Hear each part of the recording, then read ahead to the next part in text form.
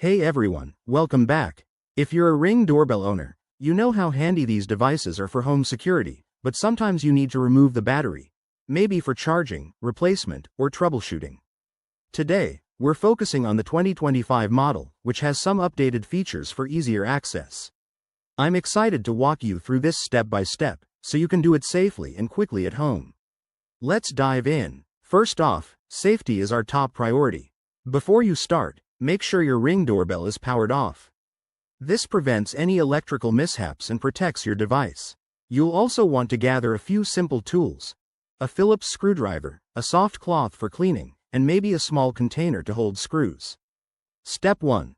Locate the security screw on the bottom of your Ring doorbell. It's usually a small, tamper-proof screw designed to deter thieves. Use your screwdriver to carefully loosen and remove it. Don't force it, as that could strip the screw. Step 2. Once the screw is out, gently pry off the faceplate. Start at the bottom and work your way around using your fingers or a plastic tool to avoid scratching the surface. You'll feel a bit of resistance, but it should pop off smoothly. Step 3. With the faceplate removed, you'll see the battery compartment. Look for a release tab or connector holding the battery in place.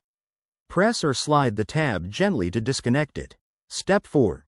Carefully lift out the battery. Handle it by the edges to avoid touching any contacts, and place it on your soft cloth.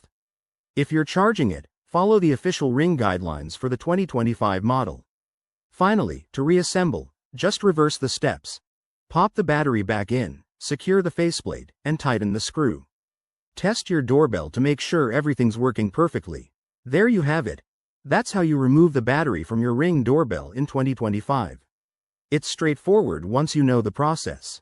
If you run into any issues, check the Ring app for updates or leave a comment below.